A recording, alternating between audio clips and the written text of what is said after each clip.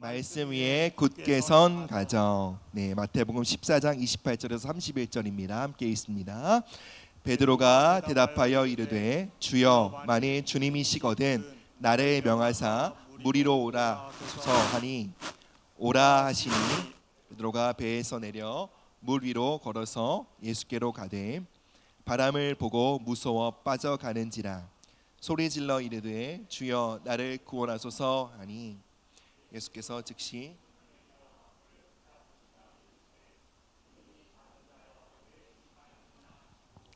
아멘.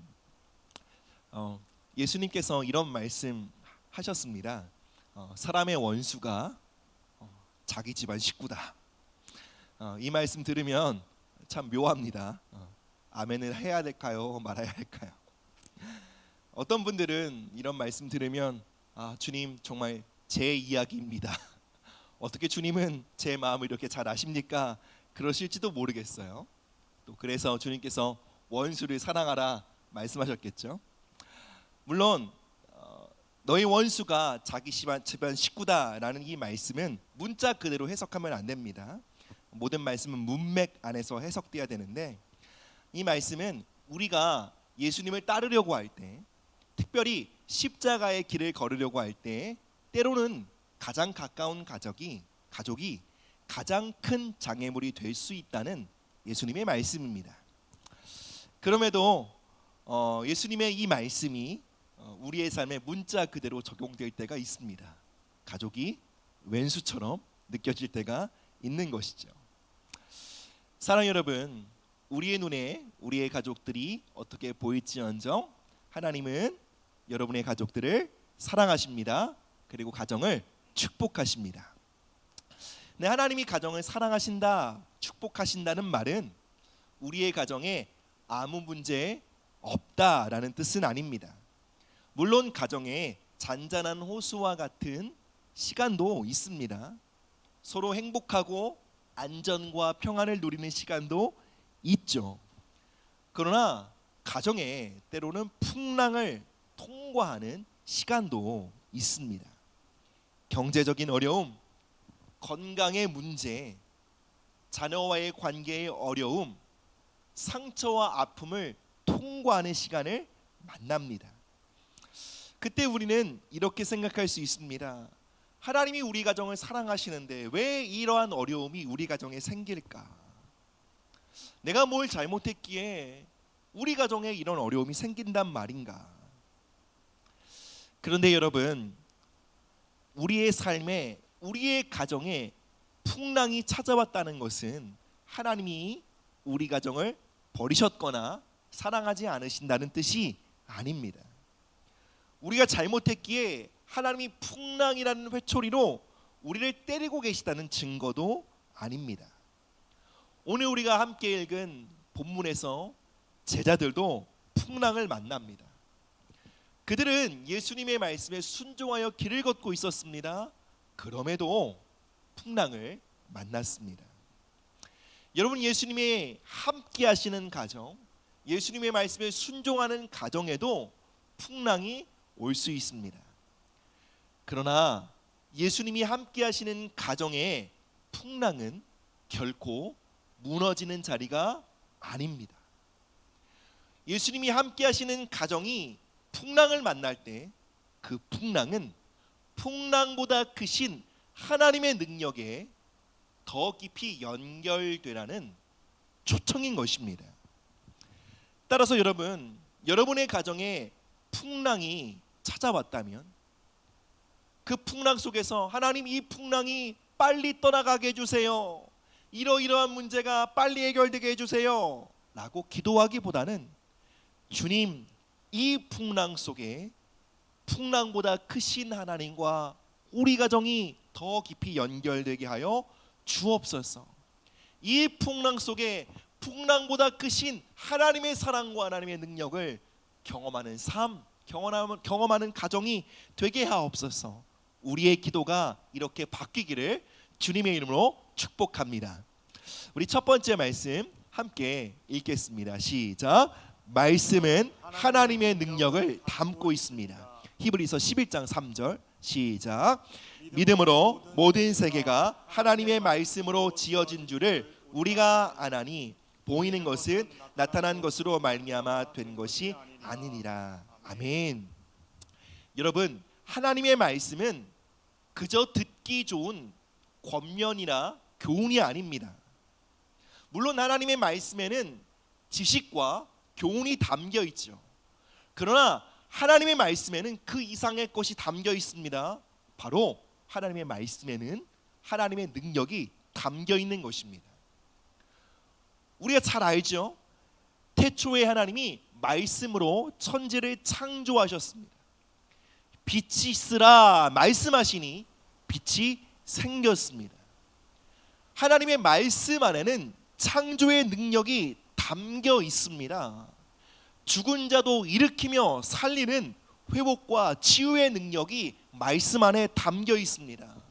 모든 무너진 것을 다시 일으켜 세우는 능력이 말씀 안에 담겨 있습니다. 다시 말씀드리면 말씀은 그저 지식이나 정보나 교훈이 아니라 모든 만물을 창조하신 하나님의 능력이 담겨 있는 그릇입니다. 온 우주 만물을 질서와 조화 가운데 지탱하고 있는 하나님의 능력을 담고 있는 컨테이너, 이것이 바로 말씀인 것입니다. 그런데 여러분, 말씀에 하나님의 능력이 담겨 있다는 것과 그 말씀 안에 담겨 있는 하나님의 능력과 우리가 연결되는 것은 전혀 다른 차원입니다. 여러분, 전기는 발전소에 넘쳐나죠. 그러나 그 발전소와 우리의 가정이 연결되지 않으면 우리의 가정의 전등은 밝혀질 수 없는 것입니다. 하나님의 말씀에는 하나님의 능력과 생명이 담겨 있습니다. 그 능력이 우리의 가정을 붙들고 우리의 가정을 이끌어가는 자원이 되기 위해서 우리는 반드시 그 말씀 안에 있는 하나님의 능력과 연결되어야 합니다. 성경은 그 하나님의 말씀 안에 담겨 있는 능력과 우리의 삶, 우리의 가정을 연결시키는 능력을 믿음이라고 합니다. 여러분, 우리는 매 주일마다 이 자리에서 하나님의 말씀을 듣습니다. 또 삶의 자리에서 말씀을 읽고 묵상하기도 합니다. 이게 중요한 것이죠. 그러나 더 중요한 것이 무엇이라고요? 그 말씀 안에 담겨 있는 하나님의 능력과 오늘 우리의 삶을 연결시킬 수 있는 믿음이 우리 안에 있느냐라는 것입니다. 사랑하는 여러분, 여러분은 지금 어떠한 인식을 가지고 말씀을 듣고 계십니까? 여러분, 말씀을 향해 어떠한 생각을 갖고 계십니까? 여러분에게 말씀은 그저 지식이나 교훈이나 정보입니까? 아니면 하나님의 거대한 생명과 능력과 지혜와 보화를 담고 있는 그릇입니까? 우리가 말씀을 향한 어떠한 인식을 갖고 있느냐에 따라서 우리 안에 말씀을 향한 목마름이 달라집니다. 여러분, 우리 안에 목마름의 깊이가 어떠함에 따라 말씀을 향한 말씀에 대한 체험이 달라집니다. 여러분, 하나님의 말씀 안에 담겨 있는 능력과 생명과 자원은 목마른 사람들이 마실 수 있는 것입니다. 여러분, 믿음은 하나님 함께 하시니 잘 되겠지, 하나님 도와주시면 내가 이것도 해볼 수 있을 거야, 그러니까 이러한 생각들이 아닙니다. 이러한 자신감이 아니에요. 믿음은 말씀 안에 담겨 있는 하나님의 능력과 자원을 오늘 나의 현장에 연결시키는 능력이에요. 바로 말씀 안에 하나님의 능력이 담겨 있음을 바라보고 그 능력을 오늘 나의 삶의 자원으로 받아들이며 이 하루를 살아가는 것, 성경은 그것을 믿음이라고 정의합니다. 여러분, 오늘 우리가 함께 읽은 본문에 등장하는 베드로 잘 아시죠? 바로 베드로가 풍랑이 있는 바다 위를 걸어간 사건입니다. 예수님이 물 위를 걸어오실 때 베드로는 예수님께 말합니다. 주여, 만일 주님이시거든 나를 명하사 물 위를 오라 하소서. 베드로는 단순히 예수님께 주님, 나에게 물 위를 걷는 능력을 주세요, 저로 하여금 물 위를 걷게 해주세요 라고 말하지 않았습니다. 베드로는 주님에게 이렇게 말했습니다. 당신이 주님이시라면, 여기서 말하는 주님이 무엇이죠? 당신이 온 우주 만물을 창조하신, 말씀으로 창조하신 전능한 하나님이시라면, 당신이 만약 온 우주 만물을 말씀으로 붙들고 계신 하나님이시라면 주님, 저에게 말씀해 주세요. 뭐라고요? 물 위로 오라 말씀해 주세요. 그러자 예수님이 베드로를 향해 말씀하십니다. 오라. 그러자 베드로가 물 위를 걷게 된 것입니다.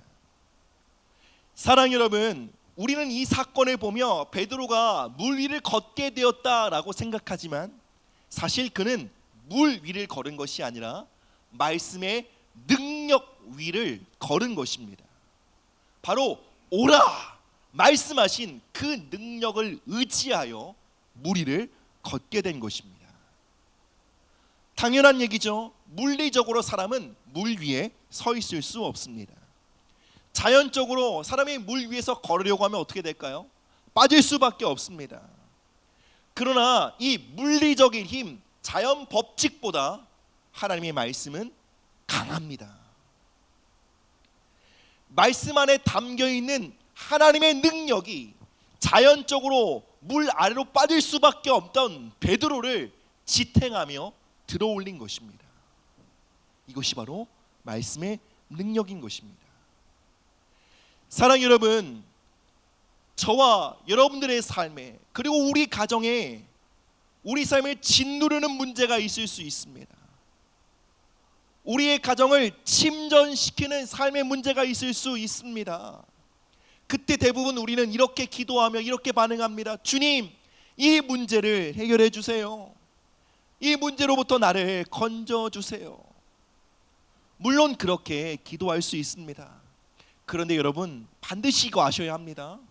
삶에는 풍랑이 그치지 않습니다.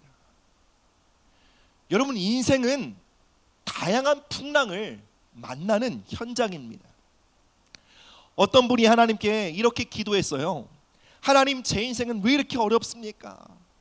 도대체 풍랑이 그칠 줄 모릅니다. 하나님, 이제 제발 내 인생의 풍랑이 그치게 해주십시오 기도했습니다. 그때 하나님이 그 사람에게 이러한 감동을 주셨다고 합니다. 아들아, 그것이 인생이다. 풍랑이 없는 인생은 없다. 풍랑을 만난다는 것이 살아있다는 것이다. 풍랑이 그치길 바란다면 그건 삶이 끝나길 바라는 것과 같다. 그러니 풍랑이 그치길 바라지 말고 풍랑이 이는 바다를 걸을 수 있는 믿음을 달라고 내게 구해야 한다. 사랑하는 여러분, 살아있다는 것, 풍랑을 만난다는 이야기입니다. 풍랑은 우리의 삶의 기본값입니다. 어떤 가정에 부는 풍랑은 시속 100km짜리일 수 있고 어떤 가정에 부는 풍랑은 시속 200km일 수 있습니다. 그러나 그 풍랑의 속도와 강도와 세기는 다를지언정 본질은 똑같습니다. 감당하기 힘들다는 거예요. 점점 우리를 압도하고 우리를 가라앉히는 힘이라는 것입니다. 믿음으로 살아가는 것, 풍랑이 없는 삶을 살아간다는 것이 아닙니다. 믿음으로 살아간다는 것은 삶의 풍랑 속에서도 말씀의 능력과 연결되어 살아가는 삶을 뜻하는 것입니다. 시편 기자는 이렇게 고백합니다. 그가, 하나님께서 하나님의 말씀을 그의 백성들에게 보내사 그들을 고치시고 그들을 위험한 지경에서 건지셨도다. 여러분, 하나님의 말씀 안에는 우리의 삶과 우리의 가정을 구원하는 하나님의 능력이 담겨 있습니다. 하나님은 당신의 신성과 능력을 말씀에 담기로 결정하셨습니다. 그럼 중요한 것이 무엇일까요? 말씀 안에 무엇이 담겨 있는지를 볼 수 있는 눈이 내게 있느냐예요. 그 말씀 안에 담겨 있는 그 하늘의 자원을 목말라 할 수 있는 그 배고픔이 내 안에 있느냐, 이것이 중요한 것입니다. 여러분, 우리가 말씀 안에 담겨 있는 하나님의 능력을 믿는다면, 그리고 그 말씀 안에 담겨 있는 하나님의 능력이 오늘 나의 삶의 자원이 되길 간절히 원한다면 우리도 베드로처럼 기도해야 합니다. 주님, 주님이시거든 나에게 말씀하여 주옵소서. 주님, 이 풍랑이 나의 삶을 압도합니다. 그러나 주님, 내게 말씀하시사 그 말씀의 능력으로 이 풍랑 위를 걷게 하여 주옵소서. 사랑하는 여러분, 이 시간 성령 하나님께서 저와 여러분들 안에 말씀을 향한 믿음, 말씀을 향한 거룩한 목마름을 부어주시기를 주님의 이름으로 축복합니다. 우리 두 번째로 함께 보시겠습니다. 함께 읽습니다. 시작. 두려움은 풍랑을 확대하고 믿음은 말씀을 확대합니다. 마태복음 14장 30절 31절 시작. 바람을 보고 무서워 빠져가는지라 소리질러 이르되 주여 나를 구원하소서 하니 예수께서 즉시 손을 내밀어 그를 붙잡으시며 이르시되 믿음이 작은 자여 왜 의심하였느냐 하시고 아멘. 아멘. 여러분 잘 보세요. 아니 불과 방금 전까지만 해도 베드로가 말씀의 능력 위에 굳게 서서 무리를 걷고 있지 않았습니까? 그런데 무슨 일이 생긴 것입니까? 성경은 정확히 기록합니다. 그가 무서워하여 빠지게 되었다라고 말합니다. 즉 베드로가 두려움에 사로잡히자 그를 지탱하고 붙들고 있었던 말씀의 반석 위에서 미끄러지게 된 거예요. 그러니 물속에 빠질 수밖에 없었던 것이죠. 사랑하는 여러분, 풍랑은 그대로였습니다. 파도도 여전했습니다. 깊은 바다도 그대로였습니다. 뿐만 아니라 예수님도 여전히 그 자리에 계셨어요. 예수님의 하신 말씀도 취소되지 않았습니다. 그럼 그 모든 상황 속에 달라진 것은 무엇입니까? 베드로의 마음이에요. 베드로가 믿음에서 두려움으로 그의 마음의 선택이 달라진 거예요. 이런 믿음도 마음의 선택이고 두려움도 마음의 선택입니다. 믿음은 어떠한 선택이죠? 풍랑보다 나의 삶, 나의 가정이 직면하고 있는 어려움보다 하나님의 말씀의 능력과 권위가 더욱더 큼을 인정하고 받아들이며 그 진리 안에 서기로 결정하는 것, 이것이 믿음입니다. 그럼 두려움은 무엇이죠? 내가 직면하고 있는 삶의 어려움이 말씀보다 크다라고 인식하고 그 삶의 풍랑에 압도되어 살아가기를 선택하는 것, 이것이 두려움입니다. 다시 말하면 믿음은 우리 삶에 말씀의 지배력과 영향력을 증가시키고요, 두려움은 우리의 삶을 향한, 우리의 가정을 향한 풍랑의 힘과 영향력을 증가시킵니다. 그렇다고 한다면 여러분, 우리 삶의 진짜 중요한 문제는 풍랑의 세기가 아닙니다. 우리가 통과하고 있는 그 물결의 세기가 아닙니다. 진짜 문제는 우리 마음의 선택입니다. 내가 믿음을 선택하느냐, 두려움을 선택하느냐, 이것이 정말로 중요한 문제입니다. 베드로가 믿음을 선택했을 때 말씀은 그의 삶에 능력을 풀어놓아 그로 하여금 풍랑이 있는 바다를 걷게 했습니다. 그러나 그가 믿음의 자리에서 돌이켜 두려움을 선택했을 때 풍랑은 더욱더 그의 삶을 압도하는 힘과 권세를 가져 그를 끌어당겼습니다. 그를 잠식시켰습니다. 여러분, 우리의 영혼이 물에 빠지면 절망과 두려움과 불안의 물이 우리 안으로 들어옵니다. 원망의 파도가 우리 영혼 안으로 습격해 들어옵니다. 불신의 물이 우리 안에 들어와 우리의 영혼을 숨막히게 합니다. 더 큰 문제는 뭔 줄 아세요? 우리가 그렇게 들이킨 절망의 물, 불신의 물, 의심의 물, 염려의 물, 상처의 물, 이것들을 우리는 반드시 가까운 관계에게 쏟아놓게 되어 있다는 겁니다. 여러분, 가족들이 서로가 만난 풍랑 속에 빠져들어 의심과 불신과 염려와 두려움과 절망의 물을 들이키고 서로가 뱉기 시작할 때, 여러분, 가정 안에 말씀의 영향력은 감소되기 시작합니다. 여러분, 우리는 이 풍랑이 압도적으로 크기에 내가 힘들다고 생각합니다. 지금 우리 가정의 자녀의 문제가 너무나 심각하기에 내가 괴로운 거라고 말합니다. 지금 재정적으로 너무나 압박 가운데 있기 때문에 내가 너무 불안하다라고 말합니다.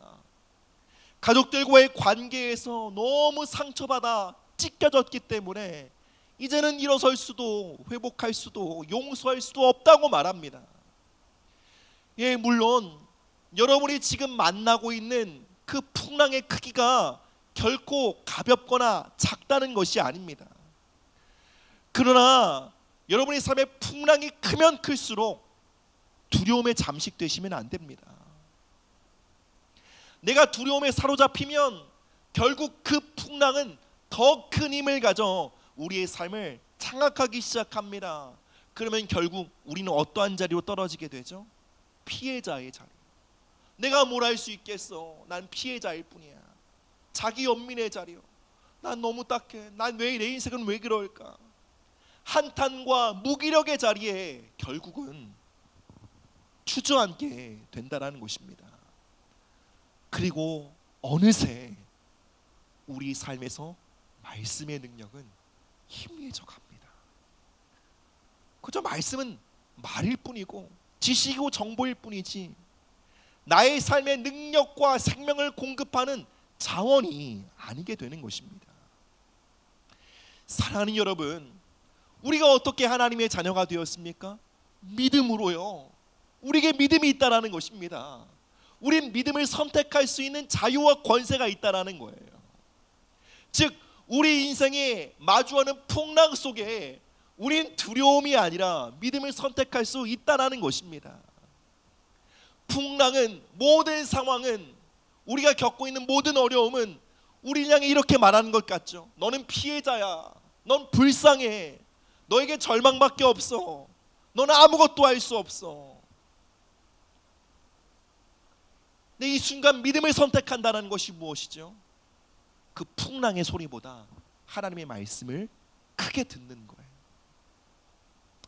최근에 창세기의 말씀을 묵상하며 요셉의 삶을 생각해 보게 되었습니다. 그럼 요셉의 삶이 어떠합니까? 그는 노예로 팔리게 되었어요. 그것도 형제들에게. 그리고 그는 억울하게 감옥에 갇혔습니다.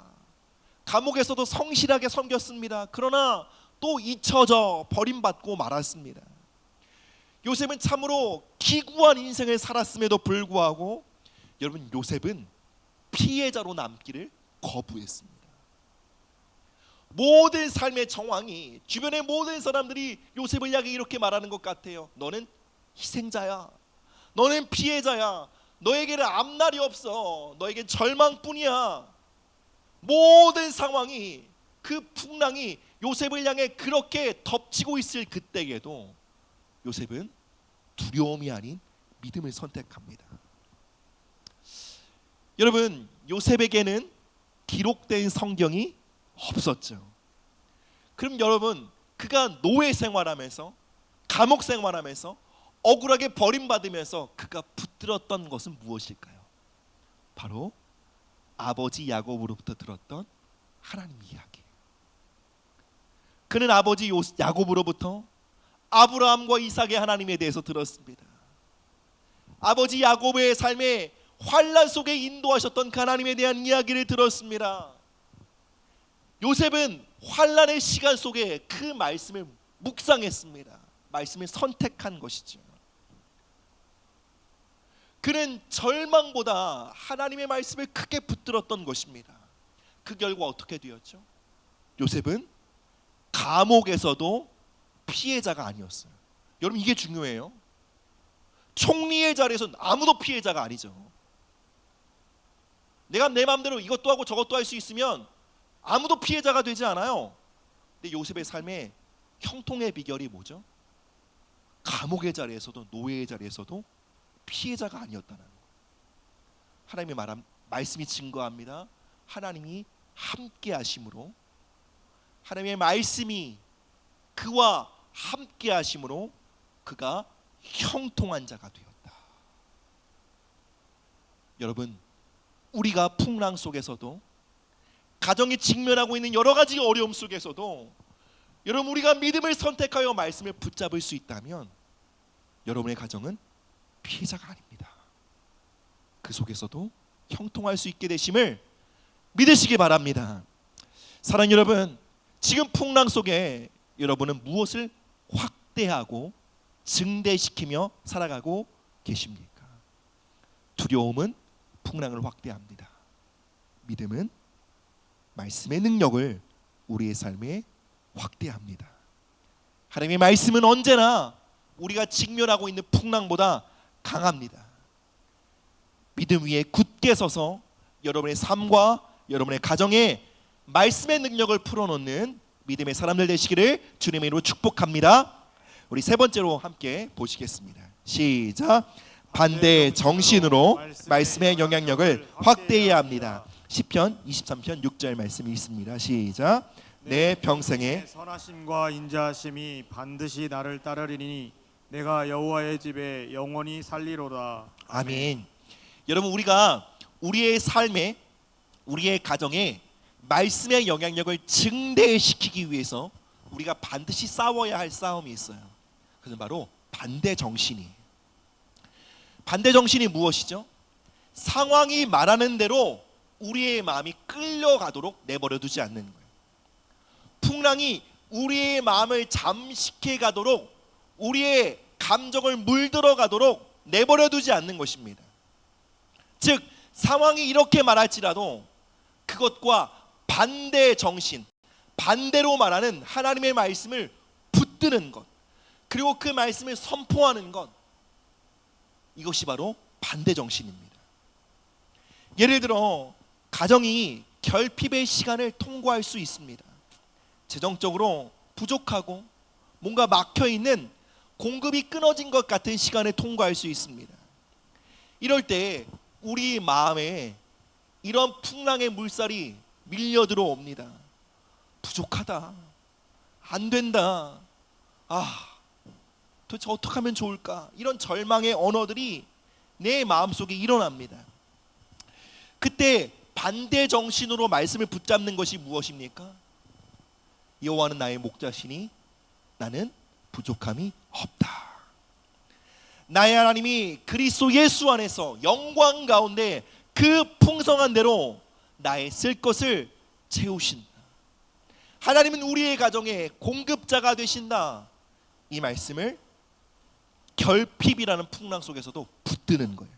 계속 고백하는 거예요. 앞길이 캄캄하고 어디로 가야 될지 모르는 그 어둠의 터널을 통과하고 계실 수 있습니다. 하나님의 인도하심이 보이지 않아요. 그럴 때 상황이 우리에게 말을 겁니다. 막막하다, 어디로 가야 할지 모르겠다, 아무것도 보이지 않는다. 그때 반대 정신, 말씀을 붙드는 것은 무엇입니까? 주님께서 내 길을 아신다. 하나님이 내 길을 인도하신다. 하나님이 우리의 자녀들의 삶을, 우리의 가정을 푸른 초장으로 인도하신다. 그 말씀을 혼돈과 환난, 앞이 보이지 않는 상황 속에서도 고백하고 묵상하고 선포하는 거예요. 어떤 가정은 가족의 영혼 구원을 위해 오래 기도했으나 아무런 변화가, 아무런 기미도 보이지 않는 상황에 계실 수도 있습니다. 그런 상황 속에 우리 마음에 이러한 생각들이 찾아옵니다. 정말 우리 가족들이 구원받는 것이 가능할까? 우리 가족들의 마음은 너무 견고해. 도대체 바뀔 것 같지가 않아. 그럴 때 어떻게 하라고요? 반대 정신, 말씀을 붙드는 거예요. 주 예수를 믿으라. 그리하면 너와 내 집이 구원을 받으리라. 하나님 모든 사람이 구원을 받으며 진리에 이르기를 원하신다. 하나님은 한 영혼도 포기하지 않으신다. 상황이 절망을 말할수록, 우리가 직면하고 있는 풍랑이 좌절을 선포할수록 우리는 그것과 반대되는 소망의 말씀, 믿음의 말씀을 선포하고 붙들어야 한다는 것입니다. 여러분, 누군가 여러분에게 소망의 말씀을 전해줄 때까지 기다리시면 안 됩니다. 어떠한 말씀 사역자가 얘기해 줄 때까지, 어떠한 하나님의 사람이 나타나 여러분에게 하나님의 말씀을 전할 때까지 기다리시는 것이 아닙니다. 여러분 스스로가 여러분의 삶을 향해, 여러분의 가정을 향해 말씀 선포자가 되셔야 합니다.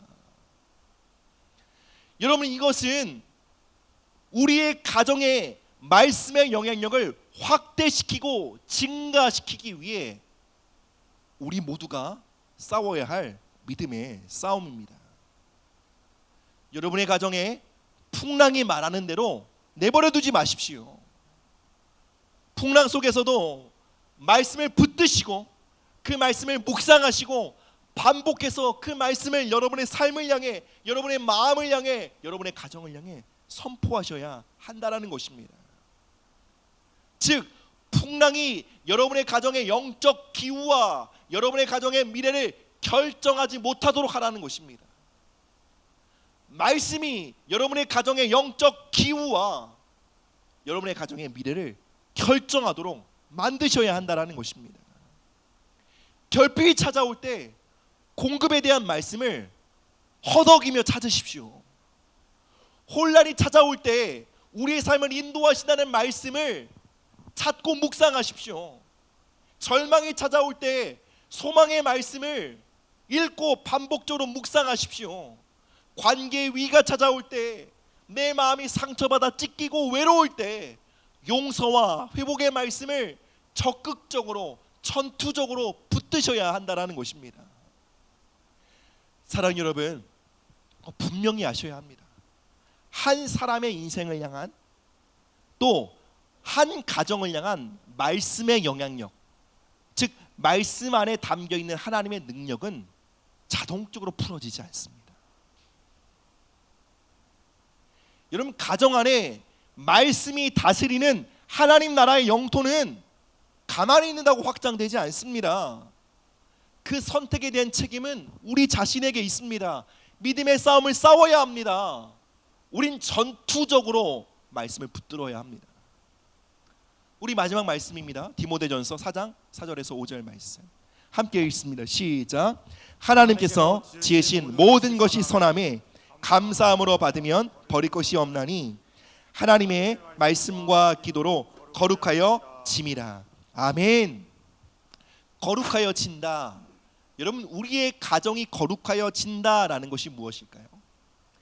하나님 모든 것을 선하게 지으셨다라고 말하는데, 여러분, 이것은 하나님의 모든 만물을 향한 그분의 오리지널 디자인, 원래의 설계도를 뜻합니다.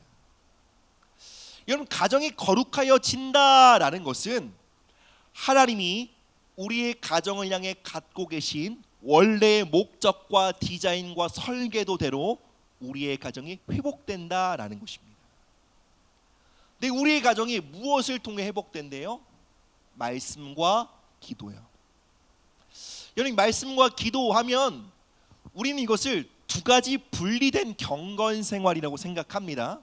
그러나 여기서 말하는 말씀과 기도는 하나예요.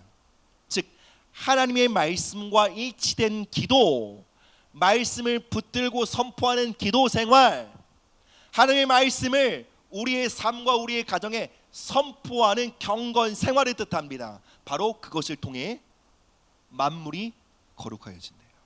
우리의 가정이 하나님의 뜻과 목적대로 회복된다라는 것입니다. 다시요, 이 말씀 아까 전에 방금 읽었던 디모데전서 4장 말씀을 정확히 우리의 가정의 상황에 적용하면 이렇게 해석됩니다. 하나님은 저와 여러분들의 가정을 선하고 아름답게 지으셨습니다. 그러나 죄와 이 사단과 원수의 영향력 아래 하나님의 목적과 계획에서 엇나가게 되었습니다. 그럼에도 우리가 하나님의 말씀과 일치된 기도, 우리의 가정을 향해 말씀과 함께 선포하는 그 기도의 자리에 서게 될 때 당신의 가정은 잃어버렸던 하나님의 목적을 회복하고 당신의 삶을 향한, 가정을 향한 하나님의 거룩하신 뜻, 선하신 목적들이 회복되게 될 것입니다. 바로 그 말씀이에요. 사랑하는 성도 여러분, 일주일에 한 번 설교자를 통해 말씀을 듣는 것으로 여러분의 삶이 거룩해질 것을 기대를 하지 마십시오. 삶은 그렇게 되지 않습니다. 여러분, 신앙생활은 복권이 아니에요. 신앙생활에 일확천금은 없습니다. 신앙생활은 뿌리는 대로 거두게 되는 것입니다. 내가 두려움으로 심으면 내가 일주일 내내 6일 동안 두려움의 기초에 풍랑의 영향력을 키워왔는데 어떻게 주일에 한 번의 말씀 듣는 것이 여러분의 삶에 역전을, 회복을 가져올 것을 기대하십니까? 그러한 도둑놈 심보는 믿음이 아닙니다. 여러분 가정을 향한 하나님의 선하신 뜻과 계획은 저절로 이루어지지 않습니다. 여러분의 삶을 향한, 여러분의 자녀들을 향한, 여러분의 가정을 향한 말씀의 능력은 어느 날 갑자기 벼락 맞듯이 나타나는 것이 아닙니다. 뿌린 대로 거두는 것이 영적 원칙입니다. 여러분, 누군가 여러분의 삶을 향해, 여러분의 가정을 향해 정말 놀라운 영감 있는 말씀을 전했다고 해도 여러분 스스로가 그 말씀을 붙들고 그 말씀을 여러분의 삶을 향해, 여러분의 가정을 향해 지속적으로 선포하지 않으면 그 말씀은 여러분의 가정에 실현되지 않습니다. 그 말씀의 영향력은 여러분의 가정에 풀어질 수 없는 것입니다. 여러분 보고 이 자리에 와서 설교하라는 건 아닙니다. 그러나 여러분 각자가 여러분의 가정을 향한 말씀 선포자가 되셔야 합니다. 많은 말씀을 아는 것이 중요한 것이 아닙니다. 한 구절을 알더라도요, 그 말씀을 가지고 내가 싸워본 경험이 있냐, 이게 중요합니다. 우리가 방금 읽었죠. 시편 23편 6절 말씀, 내 평생에 하나님의 선하심과 인자하심이 반드시 나를 따른다는 말씀입니다. 여러분, 이 말씀 위로와 격려의 말씀으로만 받으시면 안 돼요. 말씀은 검입니다. 그럼 검은 왜 주셨죠? 싸우라고 주신 것입니다. 붙들고 싸우라는 거예요. 무엇을 향해? 우리가 마주하고 있는 풍랑을 향해요. 삶의 어려움 속에서 말씀과 함께 싸우라는 것입니다. 여러분, 이번 한 주 여러분 개인의 삶과 여러분의 가정에 직면하고 있는 풍랑이 무엇인지 한번 생각해 보십시오. 그럼 내가 이러한 풍랑과 이런 어려움을 통과하고 있는데, 그러면 내가 이 풍랑 속에 붙들어야 할 반대 정신, 말씀은 무엇인가 생각하셔야 합니다. 만약 모르겠다고 한다 그러면 여러분의 삶의 정황을 잘 알고 있는 믿음의 사람들에게 조언을 구하십시오. 목회자에게 조언을 구하셔도 됩니다. 그리고 말씀을 가지십시오. 그리고 하루에 한 번 이상 소리내어 그 말씀을 선포하십시오. 그 말씀에 따라 기도하십시오. 그 말씀이 여러분의 삶의 가정에 풀어지기를 지속적으로 반복적으로 기도해야 합니다. 언제까지요? 잘 들으세요. 언제까지 하셔야 되냐면요, 더 이상 그 삶의 풍랑이요 여러분의 마음에 들어오지 못할 때까지. 무슨 뜻인 줄 아세요? 여러분의 마음이 말씀의 공간이 꽉 차 있는 거예요. 그래서 풍랑이 더 이상 여러분의 마음에 들어오지 않는 거예요. 아직 자녀의 문제가 있어요? 건강의 문제가 있어요?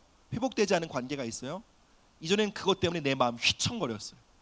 근데 하나님의 말씀을 반복적으로 묵상하고 선포할 때 어떻게 된다고요? 결국은 말씀으로 꽉 차서 상황이 내 마음에 침범하지 못하게 돼요. 삶의 역전은, 가정의 회복은 거기서부터 시작됩니다. 말씀을 맺겠습니다. 사랑하는 여러분, 말씀의 능력이 여러분의 삶과 가정에 풀어지기를 축복합니다.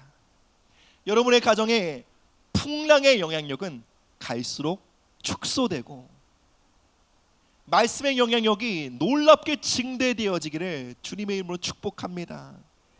이런 불안이나 풍랑이 찾아올 때 불안과 함께 말하지 마시고 하나님의 말씀과 함께 말씀하십시오.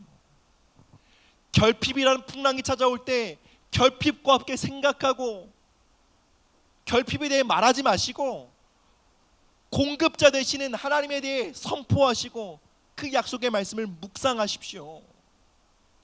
여러분, 그저 가족에 대한 구원을 위해 기도만 하지 마시고 가족에 대한 구원을 약속하시는 하나님의 말씀을 붙드십시오. 그래서 여전히 가족들이 교회에 대해 부정적이야, 여전히 움직일 것 같지 않더라도 먼저 여러분들 안에 가족의 구원에 대한 의심이 한 방울도 돌아오지 않도록 여러분의 마음이 지켜져야 돼요. 그것이 먼저입니다. 그럼 예수님이 유대인을 향해 이렇게 말씀하시거든요. 너희 안에 내 말이 거할 공간이 없다. 들을 귀가 없다라는 것이 아니에요. 말씀이 들어오려고 하는데 풍랑으로 다 잠식되어 있는 거예요. 삶의 문제와 염려들로 다 가득 차 있는 거예요. 예수님이 안타까워하신 거예요. 말씀이 너희 안에 들어가야 그 말씀의 능력이 너의 삶을 변화시키고 너의 가정을 변화시키고 너의 삶을 일으킬 텐데 말씀이 들어갈 공간이 보이질 않는다. 안타까워하시는 거예요. 여러분, 주님 바라보실 때 이런 안타까워하시는 가정 안 되기를 주님의 이름으로 축복합니다. 하나님의 말씀을 따라 기도하는 것을 연습하십시오.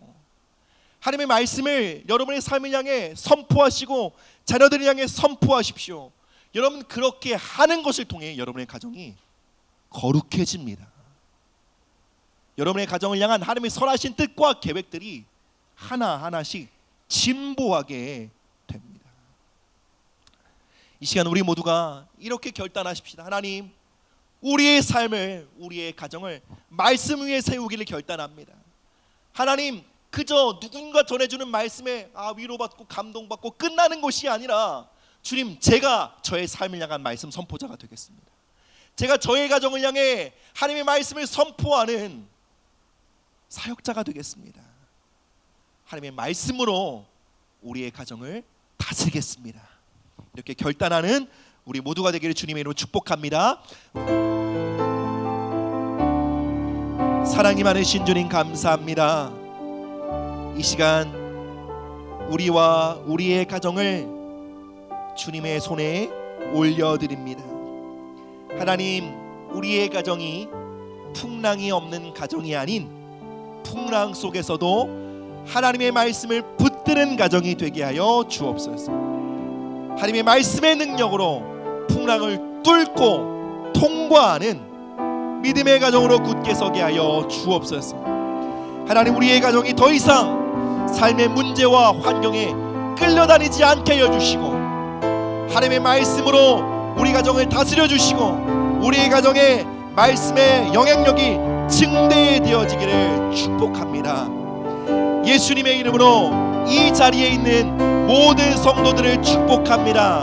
하나님, 우리 모든 성도들을 가정을 향한 말씀 선포자가 되게 하여 주옵소서. 이들의 입술에 하나님의 말씀을 기름 부어 주옵소서. 하나님, 부모님들의 입술에 가정을 향한 축복의 말씀이 있게 하여 주시고 하나님, 우리 자녀들의 입술에 믿음의 말, 소망의 말씀이 그들의 입술 속에 흘러나오게 하여 주옵소서. 하나님, 이제 예수님의 이름으로 선포합니다.